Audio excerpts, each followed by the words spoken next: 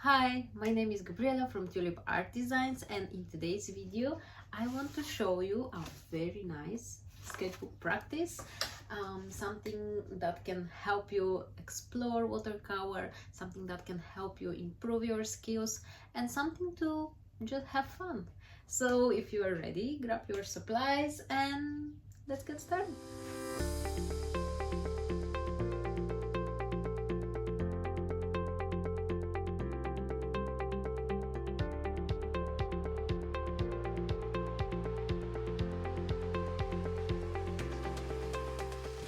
Hi, so for today's video I wanted to show you like what I do when I sit to do a sketchbook practice.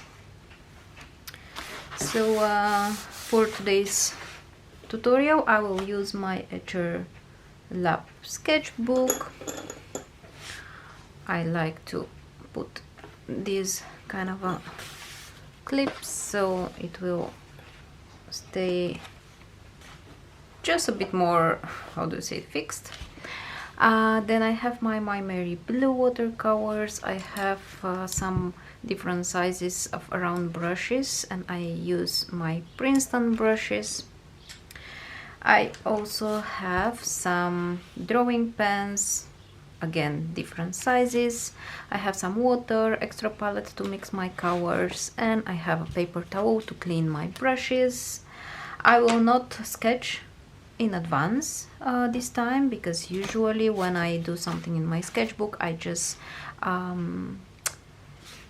let it go. I try to be loose. I try to get how do you say, just free, and I try to enjoy and have fun with this. And always I just want to relax a little bit, so it's just amazing to go loose in your sketchbook because it's just for you.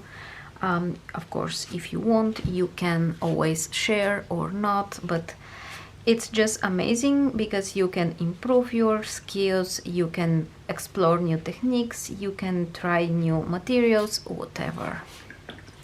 So today I just want to show you one exercise that's just very relaxing. So I will fill this page with circles, and I want to work on my water control. So I will make circles using just water, and then I will grab a color. You can choose whatever color you like. Lately I'm really in yellow ochre and golden green,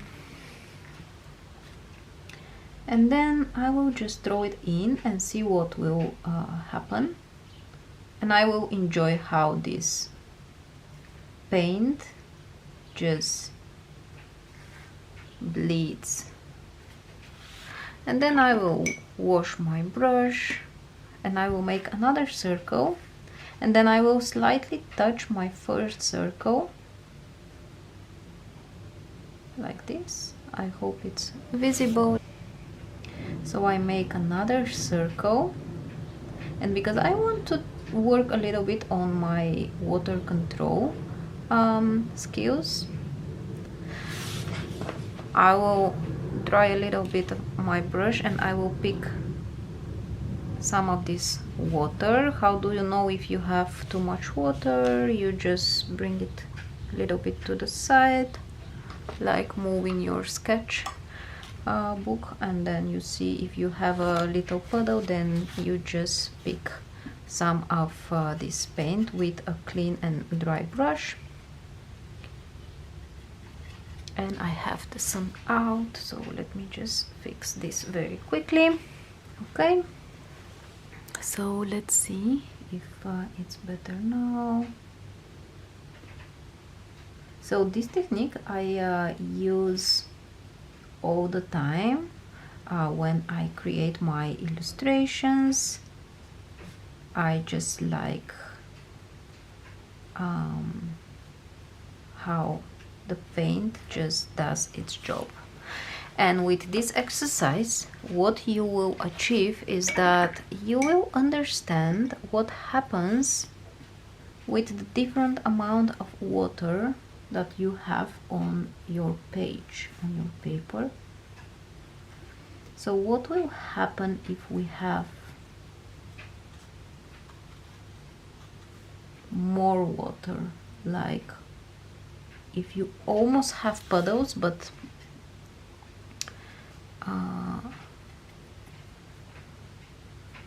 not really, so it's very wet paper, but the water doesn't create these puddles.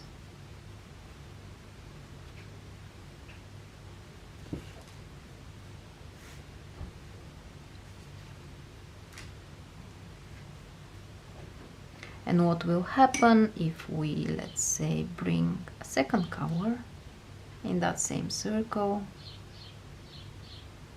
How colors just work.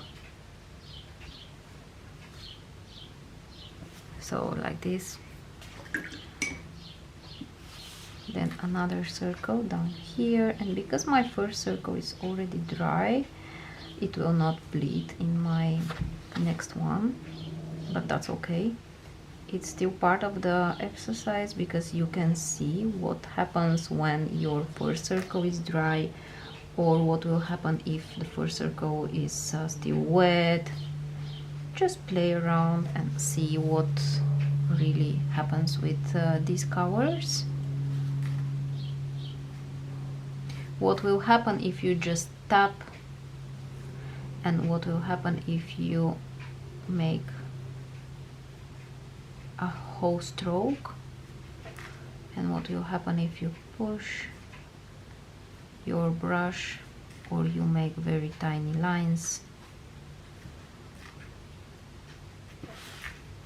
And here the nice thing is that I'm just making this circle, so it's so simple shape.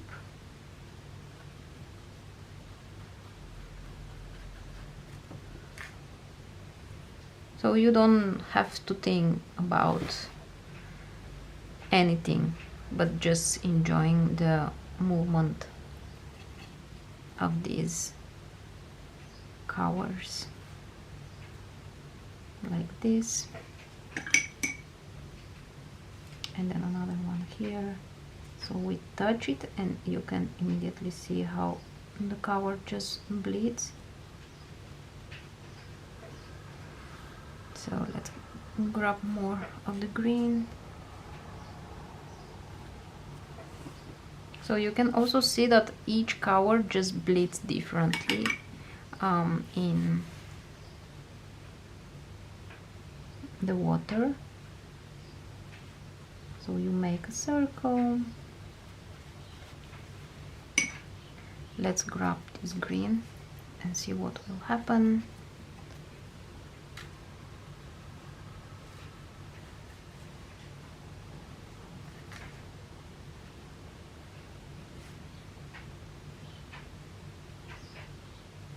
And then we can make some dots inside, and we will see how this will dry.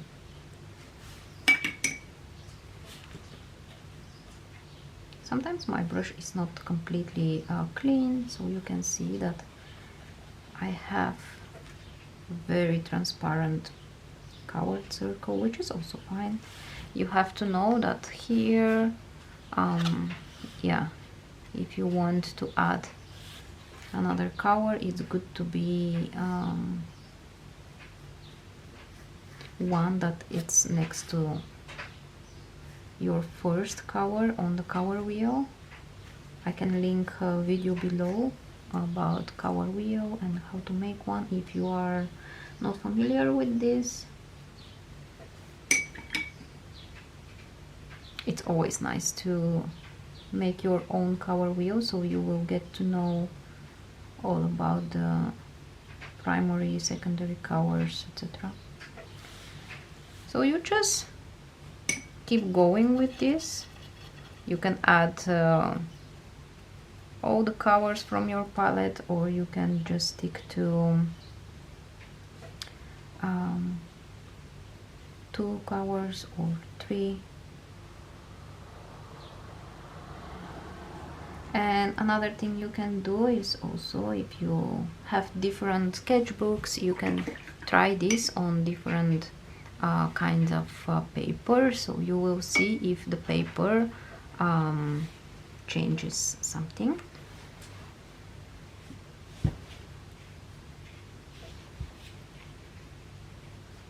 In my next video I am planning to show you a difference between cold and hot pressed. So if you don't have different paper, just you can watch the video and see if you like it or not, and if you want to invest in different type of paper. But I will demonstrate what happens on a cold press or hot pressed and how this technique works. So the paper in my sketchbook here is cold press, and I really enjoy more this paper because of the rough texture. Yeah, sometimes hot pressed paper is also fine. It's not bad paper, it's just a personal preparation.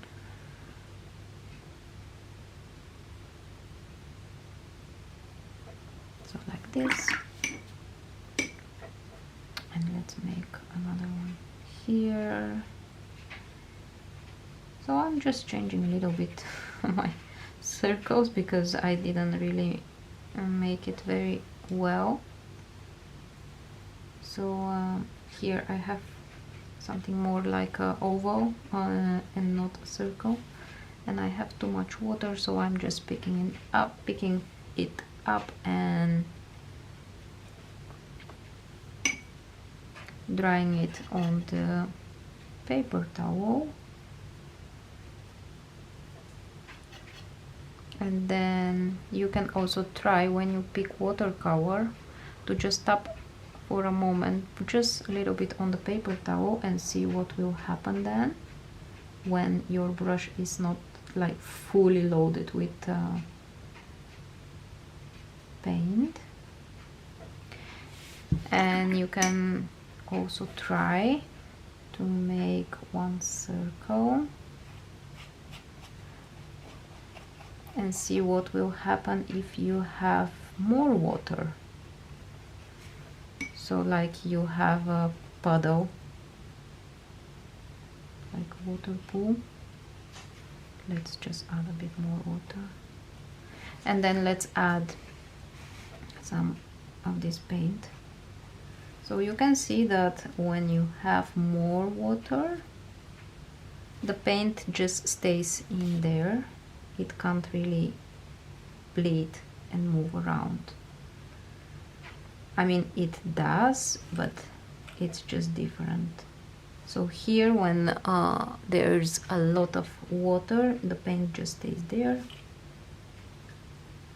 And the thing with having more water is that the paint doesn't bleed a lot, and also when it dries you will have these really hard edges, which is not wrong. Sometimes we really go for this and we want this, like for example here you can let me zoom in.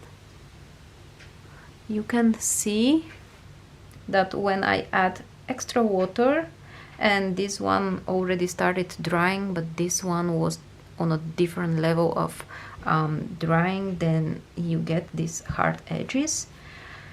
I really don't bother too much about this. I try to have fun.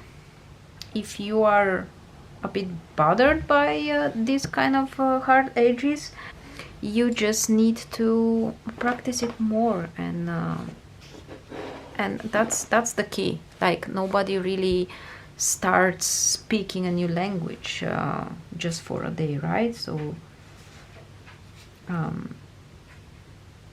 but you need to practice it, and then you get better and better, and you find your favorite way of using such a technique.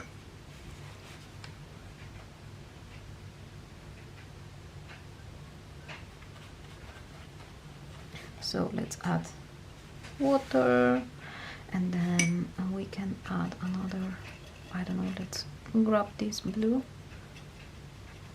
mix it with a little bit of green I have here, and then throw it in.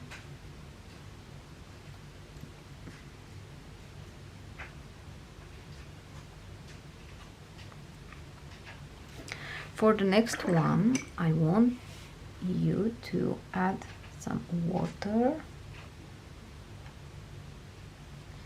but then try to make it like a very thin layer of water. So I'm trying to speed up the drying process by lifting some of the water like this, and then I will grab some of the paint, and I will see then what will happen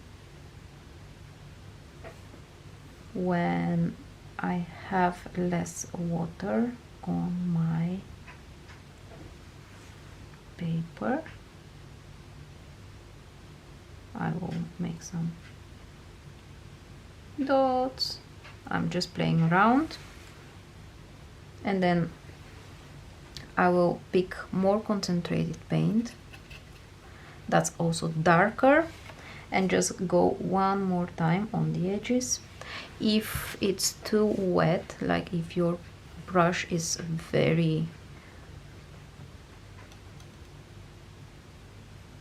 loaded, you can keep it vertical. You will see that maybe you have too much paint, so I will tap on my paper towel and go again just on the edge like this, so you can see how interesting it gets.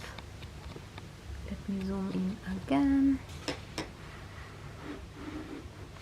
Let's just finish.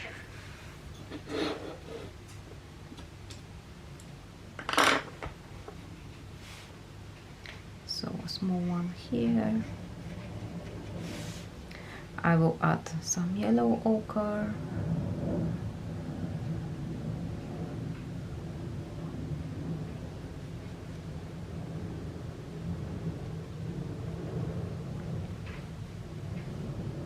And if you think you have too much water, you can always lift it with the brush, clean it on your paper towel. And if you want a darker edge, then you get more concentrated paint and just go on the edge like this. And let's make one more. That's gonna be our last row. And you can make a few pages, you can also use different shapes. I really enjoy the circles. It's just extra relaxing shape.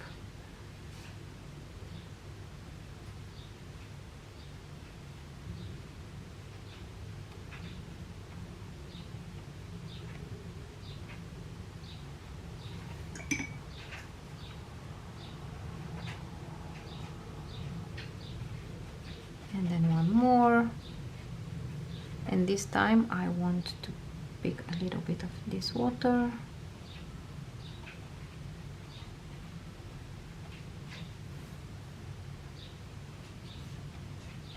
Okay, I will grab some of this nice and rich green, and again tap it on the paper with my brush like this. I want a little bit darker, so I will get more concentrated paint, and just go on the edges like this. 2 more circles.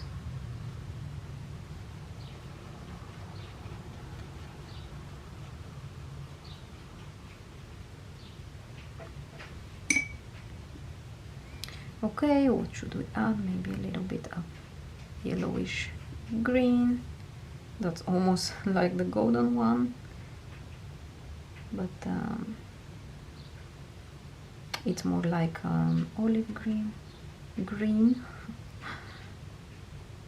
So you can see how this paint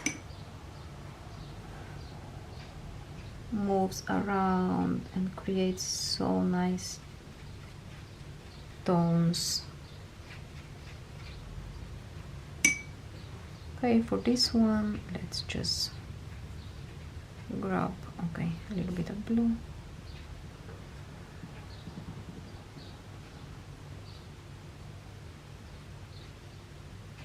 A few dots again. So this is a very simple and nice exercise to do with watercolor, and if you want to also improve your drawing skills, if you're following me, you will know that I really like to combine ink and watercolor. So now if you want to add ink on top of this, make sure that this is completely dry and then go for it. I can wait for this to dry and add some ink, but if you are not into drawing, then you can just make a few more pages like this to experience how the watercolor works. Okay, and let me just add some ink lines. For this I will use my mono drawing pen from Tombow, and I will use 03. Here my tip is to draw something simple and something that you feel comfortable with. My favorite thing to draw is leaves, and it's not real leaves, but I doodle leaves and I add some detail lines inside. What I am talking about, so let me just make very long ones through my whole page, and I will do just 4 of these. So these are just super simple leaves, and we can add some line details in the middle. And it's not that I am creating a big art piece, but I'm just enjoying my creative time. I am training my muscles for these movements, because muscles remember, and if I want to create a nice illustrations at some point, I just do such exercises from time to time to improve my drawing skills. And even though I don't have a plan now, I am just going for my leaves, just like this. It's already quite a lot, because such practices just gives you the opportunity to improve your skills and to experience maybe something new, maybe something you didn't try when you wanted to make illustration.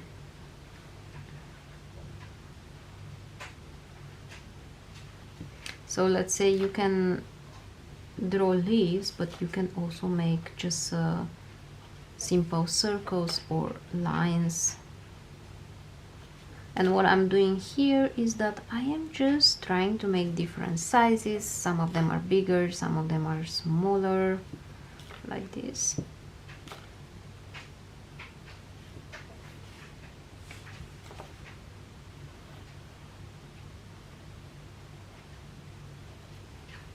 So this sketchbook practice is really for fun, and I will just finish this. I will show you the end result, and if you like this as an idea, just try it out. If you are new to doodling leaves for relaxation, you can check out my course where I teach you how to do this, and I go deeper into not only the drawing part but also mindset and how this really works for me. So yeah, I will finish this and I will show you the end result in a few seconds.